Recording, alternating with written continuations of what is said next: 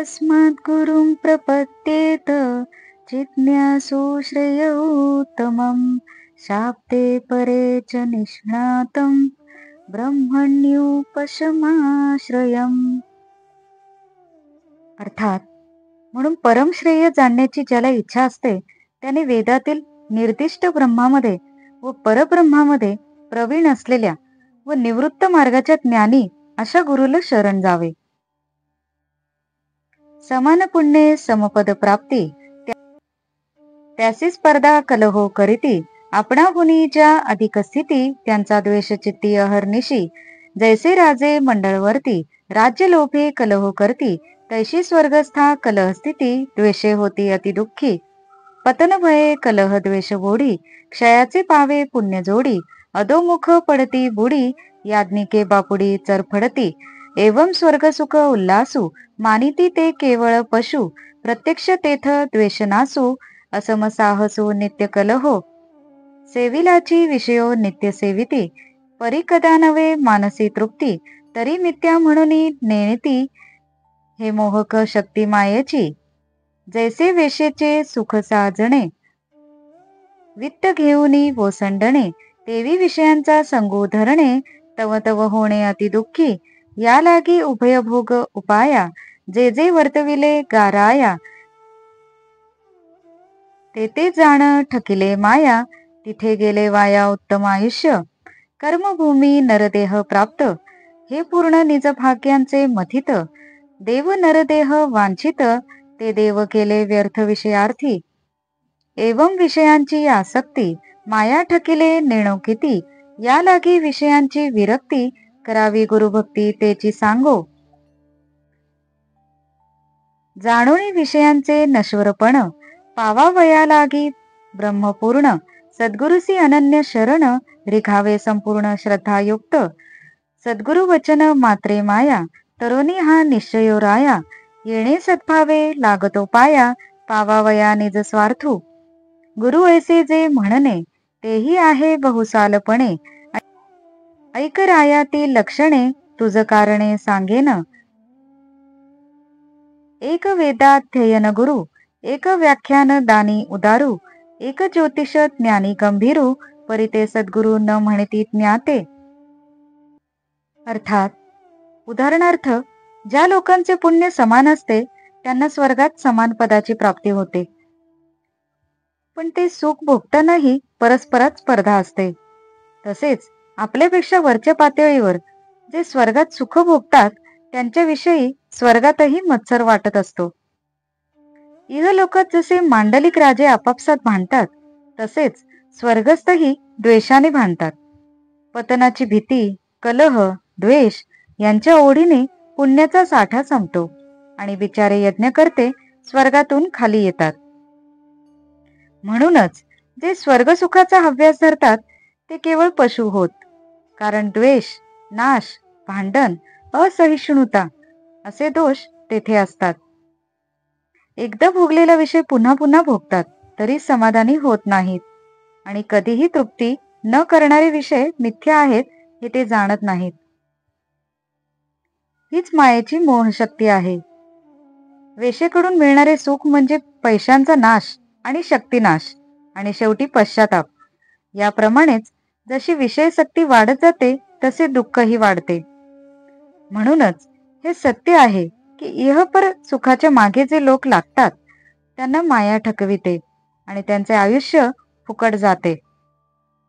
या कर्मभूमीत पूर्वपुण्याईनेच मनुष्य देह मिळतो, म्हणून देवही मनुष्य देहाची इच्छा धरतात, पण तेही बिचारे विषय लोभाने नाश पावतात. म्हणून हे राजा, मायेने अशा प्रकारे किती लोकांना ठकवले ह्याची गणती नाही. म्हणून विषयभोगातून लक्ष काढून मनुष्याने गुरुभक्तीच करावी. हेच प्रबुद्ध ऋषी पुढे सांगत आहेत. मनुष्याने विषय क्षणिक आहेत हे ओळखावे व पूर्ण ब्रह्माला जाणण्यासाठी सद्गुरूला श्रद्धेने व अनन्यपणे शरण जावे व म्हणावे, मी केवळ आपल्या वचनानेच मायेला तरून जाईन असा माझा पूर्ण निश्चय आहे. म्हणून आत्महित साधावे यासाठी मी तुमच्या पाया पडतो. हे राजा, गुरु कोणाला म्हणावे ह्यात पुष्कळ प्रकार आहेत. मी गुरूंची लक्षणे सांगतो. एक वेद्याध्ययन करणारे गुरु असतात. काही केवळ वक्ते असतात. काही ज्योतिषी असतात. पण सुज्ञ माणसे त्यांना सद्गुरू म्हणत नाहीत. एक आगमुक्त मंत्र उपासिती, जप करावा विधानयुक्ती, मग काही होईल निजप्राप्ती, हे न कळे निश्चिती गुरु शिष्या. एक वायुधारणा लाविती, एक नाना लक्षे दाविती, एक हटयोगे गोविती, एक बैसविती महामुद्रा, एक ब्रह्मानुवादे चोखटू, तत्वनिरूपणी उद्भटू, वैराग्य बोलिका वरिष्ठू, उपजवी विटू उपयभोगाचा, कैसे निरूपी शुद्ध ब्रह्म, ऐकुनी सात्विका येत प्रेम, परी निज हृदयीचा भ्रम, निरसेते वर्म नेणेची, जेवी गुळ उसांचा घाणा, तोंडीचा रसू भरे भाणा, शब्द चौपटे भरोनी वदना, करी परिभ्रमणा कर करीतू, ऐसा जो का शब्दज्ञानी, उत्तम व्याख्याता ज्ञानगुणी, तो जनरंजवी निरूपणी, स्वये कोरडेपणी कर करीतू, योगक्षेम चाले कोमटा, लौकिकी थोर प्रतिष्ठा, तेथे निजप्राप्तीची उत्कंठा, नवचे वरिष्ठा शिष्यांची, जेवी अमृत म्हणता, चवीन लभे का सर्वथा, तेवी शाब्दिक ज्ञान योग्यता, अनुभव वार्ता स्वये नुपजे, जेणे स्वये चाखिली नाही चवी, तो तुझे याते गोडी केवी लावी, या लागी जो पूर्णानुभवी, तो तारी सद्भावे सत्शिष्याशी, एवं गुरुपणाची वदंती, असे बहुपणे नांदती, जो करी अपरोक्ष प्राप्ती, त्याते म्हणती सद्गुरु स्वामी, ज्याचेनी वाक्ये असंतता, निशेष मावळे तत्वता, त्यासीच का सद्गुरुता, वेदशास्त्रार्थी तत्वता प्रतिपाद्य, जे उपदेशिती मंत्रतंत्र, तेही पूज्यत्वे अतिसधर, जेथे नुरे पूज्य पूजकता विकार, तोची साचार सद्गुरु स्वामी, एकाचे शुद्ध ब्रह्मज्ञान, वस्तू देखोनी विराले मन, मावळले द्वैताचे भान, पडिले मौन चहुवाचा, इंद्रिये टवकारिली समस्त, प्राण पांगुळला जेथीचा तेथ, वस्तू देखोनिया परमाद्भूत, पडले ताटस्थ देह भावा, ऐसा जो आत्मानुभवी, त्याते सद्भावे शिष्यो विनवी, तव तो पुसे ना समजावी, ताटस्थ्य भावी अबोलपणा. अर्थात कित्येक गुरु जप करायला सांगतात, पण त्यामुळे इष्टप्राप्ती केव्हा होईल हे गुरूंनाही माहीत नसते आणि शिष्यालाही कळत नाही. कित्येक प्राणायामाच्या योगाने वायू कुंडावयास लावतात. काही जण ब्रह्माची अनेक प्रतीके दाखवतात. शिष्याला हठयोग करायला सांगतात किंवा काही मौन पाळायला सांगतात. कित्येक गुरु ब्रह्माचे निरूपण करण्यात फार चतुर असतात. ते मोठ्या आवेशाने तत्वे समजावून सांगतात. वैराग्य हवे म्हणून प्रतिपादन करतात आणि असे प्रभावी भाषण करतात की श्रोत्यांना खरोखरच ऐहिक आणि पारलौकिक अशा सर्व भोगांविषयी वैराग्य उत्पन्न होते. अहो, शुद्ध ब्रह्माचे निरूपण त्यांच्याकडून ऐकून सात्विक श्रोत्यांना प्रेमाचे भरते येते, पण आपल्या मनातील भ्रम कसा जाईल हे त्यांना कळत नाही. उसाचा घाणा रसाने खालचे भांडे भरतो, पण त्याच्या तोंडात म्हणजे चाकात चोयट्याच राहतात आणि कर कर असा आवाज करीत त्याला फिरत राहावे लागते. ह्याप्रमाणे उत्तम शब्दज्ञानी निरूपण चांगले करतो, पण स्वतः कोरडाच राहतो. घाण्यासारखी नुसती वटवट करतो. आपला योगक्षेम चांगला चालावा, लोकात आपली प्रतिष्ठा मिळावी, हाच त्याचा हेतू असतो. आपल्या शिष्यांना आत्मज्ञान व्हावे अशी उत्कंठा त्याला मुळीच नसते. तोंडाने अमृत हे नाव उच्चारले आणि एखादा पदार्थ खाल्ला तर त्याला चवीचा लवलेशही नसतो. त्याप्रमाणे या ज्ञानी लोकांची शाब्दिक ज्ञानात प्रगती खूप असते, पण अनुभवाच्या नावाने ते शून्य असतात. त्याने स्वतः एखाद्या वस्तूची गोडी चाकलेली नसते, तो दुसऱ्याला त्याची गोडी कशी लावणार? म्हणून पूर्ण अनुभवी गुरुच शिष्याचा उद्धार करू शकतो. गुरुत्वाची ह्या जगात अशी वर्गवारी आहे, पण जो शिष्याला अनुभव आणून देतो त्याला सद्गुरु स्वामी म्हणावे. वेद व शास्त्रे सांगतात की ज्यांच्या उपदेशाने शिष्याची द्वैत भावना मावळते त्यालाच सद्गुरुत्व आहे. जे मंत्र व तंत्र शिकवतात तेही पूज्य आहेत, थोर आहेत. पण जेथे मी पूज्य आहे व शिष्य पूजक आहे असा भेद राहत नाही, तोच खरा सद्गुरू. ज्याचे ब्रह्मज्ञान शुद्ध आहे, मनाचा विलय झाला आहे, द्वैतभाव मावळला आहे, चारी वाणी मौन झाले आहेत, सर्व इंद्रिय लीन झाली आहेत, देहभाव तटस्थ झाला आहे आणि प्राण परम अद्भुत ब्रह्मज्ञानाने स्थिर झाले आहेत. असा जो आत्मानुभवी गुरु, त्याला शिष्य मला ज्ञान द्या अशी विनवणी करतो. पण असा गुरु शिष्याला काही विचारत नाही आणि काही समजावूनही देत नाही, नुसता मौन धरून राहतो.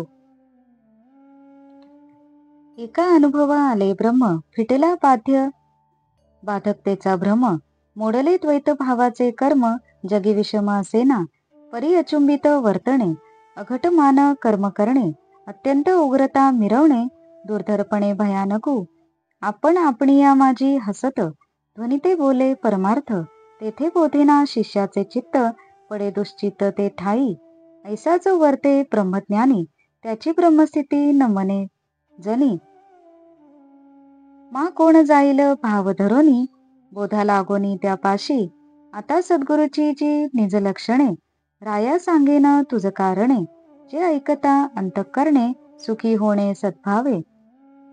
तरी जो काया वाचा मने, अति कृपाळू दिनाकारणे, तोडी शिष्यांची भवबंधने, उठवी ठाणे अहंकाराचे, जो शब्द ज्ञाने पारंगतू, ब्रह्मानंदे सदा ओढतू, शिष्य प्रबोधिनी समर्थू, यथोचितो निज भावे, ज्याचा जैसा जैसा भावो, तैसा तैसा करी अनुभवो, तरी गुरुत्वाचा अहम भावो, अणुमात्र पहा हो धरीना, शिष्यापासून सेवा घेणे, हे स्वप्नीही नस्मरे मने, शिष्याची सेवा स्वये करणे, पूज्यत्वे पाहणे निज शिष्या, शिष्य देखावा पुत्रा समान, हे स्मृतिवाक्य असे प्रमाण, दृष्टी देखवणेने गौण, शिष्या देखे पूर्ण ब्रह्मत्वे, शिष्य सेवा करी निज भावार्थे, परी तो सेवक न म्हणे त्याते, ज्यासी भगवत रूप सर्वभूते, शिष्य वेगळा तेथे सेवकत्वे नुरे, ऐसा मी एक महायोगी,